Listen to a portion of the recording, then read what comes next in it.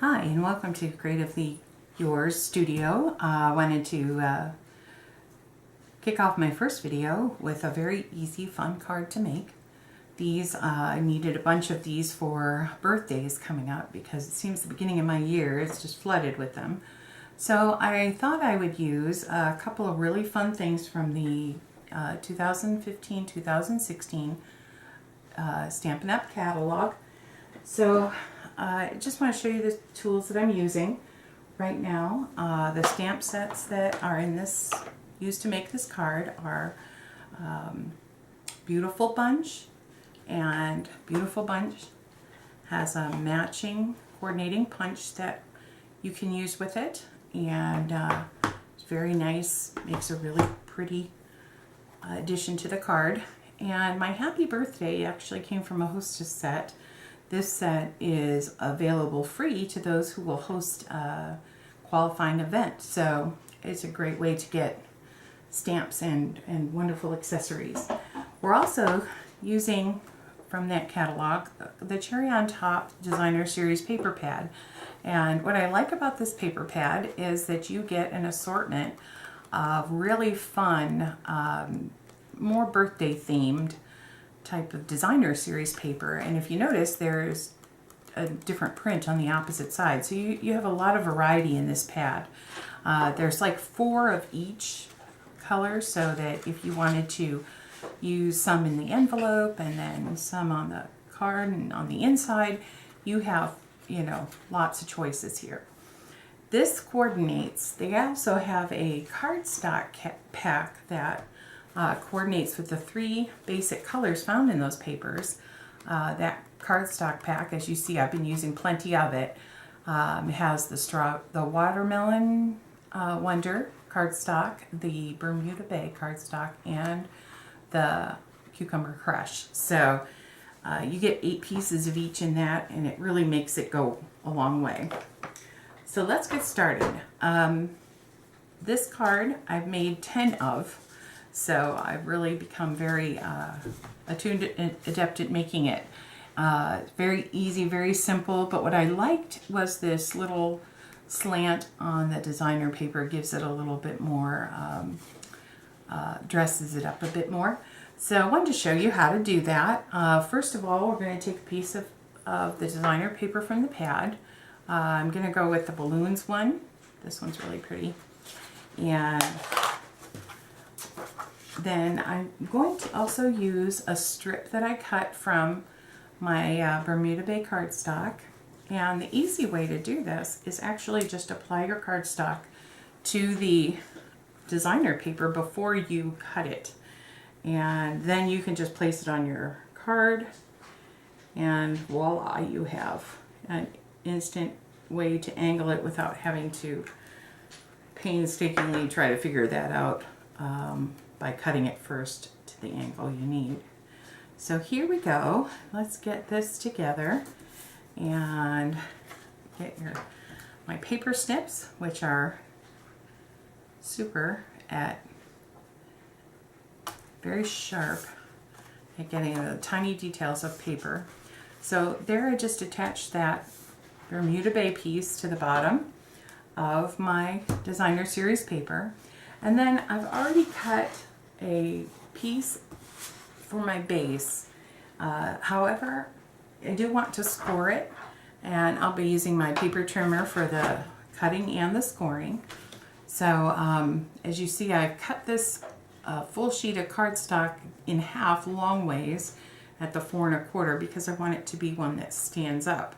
So we're going to go ahead and flip it on the other side at 5 1/2 and give it a good, nice, firm score mark. Okay. So I'll set that paper trimmer aside, and on the front of my card, I'm going to give it a nice, firm crease with my bone folder, and then take the angle that I would choose to have for this piece of paper. Just kind of set it up on there how I would like it, and then I've kind of done it one about a row up from where I want it to start. So that gives me the option to use this kind of as a ruler. I just do it just a tiny bit higher than what I want it to start at. And there's my first glue line. And then all I do is just fill it in with my Tombow multi-purpose adhesive. I love this glue because it gives me a little bit of wiggle room whenever I'm trying to get something on there just perfect. It's not a, once you stick it down, you're done. You've got a little bit of room to play with, which really makes it nice. So what I'm going to do is just kind of line up my designer paper right over the glue. Make sure that it's fully covering everything and burnish it down real well. This part's important because if you don't burnish it down really well, it may lift up after time or with some humidity. And so now all you do is take your super sharp paper snips and go all the way around. I can't do this part upside down, I'm afraid, so you'll have to watch it upside down, but I'm just going to trim away the paper from around the top of the card, and that's pretty simple to do. So it gives you that nice clean angle without having to fuss. So once you've done that, that's half your card. Okay, so the next thing I did was add a greeting. And like I said, my greeting was from the Happy Birthday, from the Happy Birthday Everyone set. And I sure love that. I love the font and the style.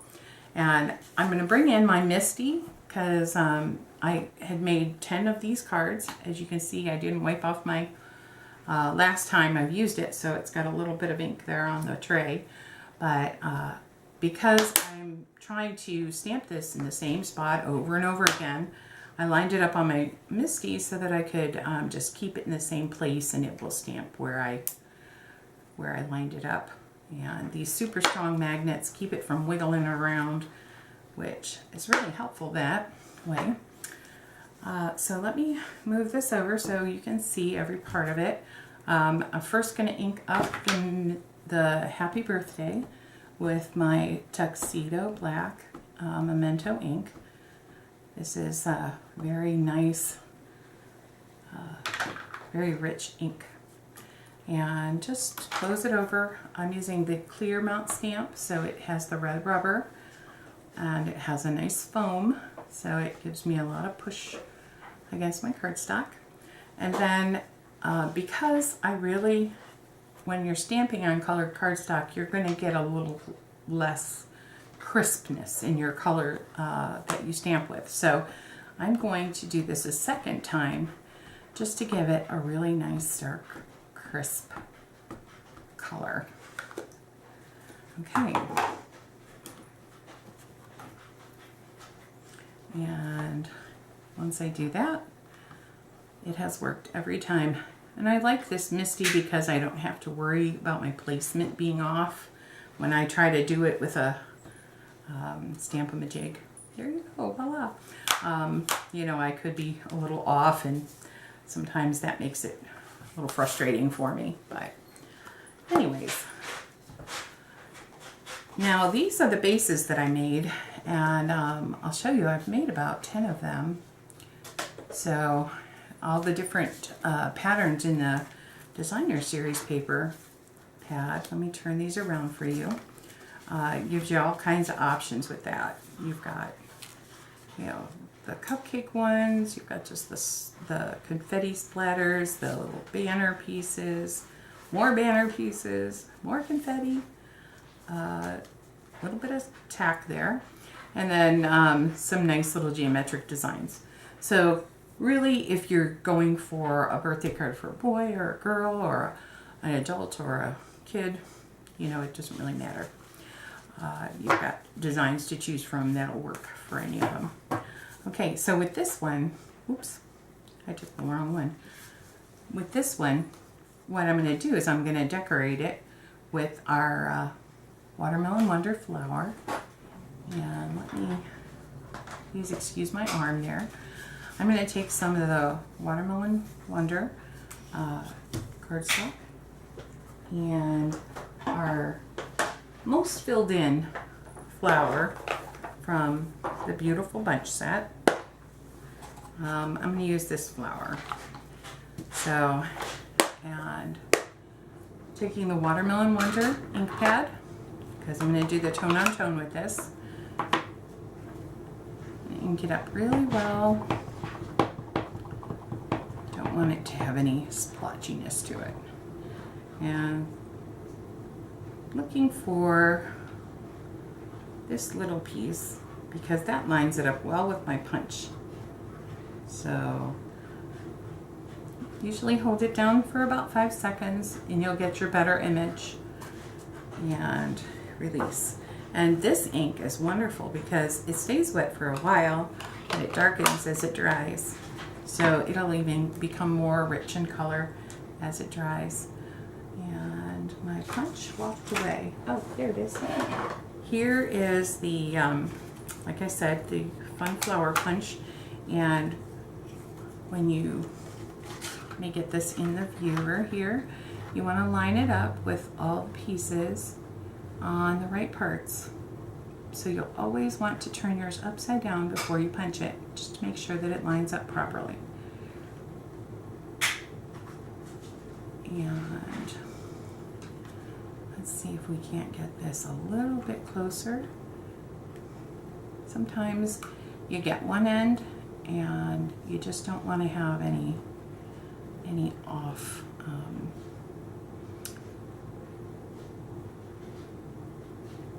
measurements there. So, okay. That looks pretty good.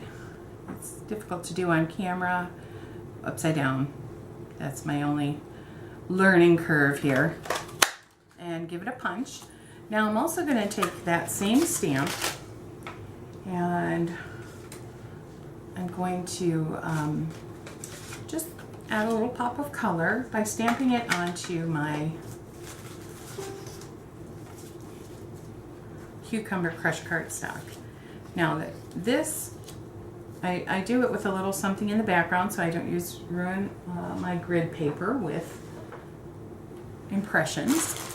And I'm just going to wipe real quick because I don't have my scrubber close by. But I'm just going to wipe off my stamp and apply the Cucumber Crush so that I can just pop out the center a little bit and it gives it a little splash of color. Now this, forgive me, this will be my first video, so I'm not video friendly yet, but hopefully it will not be my last. Okay, so I'm just kneading the center so it doesn't matter that the cardstock isn't quite big enough for the rest of the flower. And got a nice impression with that Cucumber Crush. So I'm going to take my little 7/8 inch scalloped circle and just punch that out. And that's the perfect size for this little centerpiece. There we go. And so it gives you a little pop of color there. And next, we're going to go ahead and add that with dimensionals. And just having the layering adds a lot more interest to the project. And like I said, you can really use anything on this as an element if you have some large stamped items that in your collection that you find difficult to use because you know you're not always doing a big project. But if you just have one of them and you want to stick them right on the front of this kind of card, it makes it very fun and flexible. And there you go. Okay, so that is the one card that I made before. This is another version of it that I did for a boy, or if I'm giving it to a child. So this is using the Celebrate Today stamp set. That's also available in the 2015-2016 Stampin' Up! Catalog. It comes as a bundle set, has an actual framelit to cut out your balloons so that it can be nice and neat and you don't have all that hand trimming to do. Whenever you buy a bundle from the catalog, they also take 15% off. So that's a great way to get great supplies and not spend full price. So I hope you enjoyed our video today. I'm going to be looking forward to creating more great projects this month, so please stop back.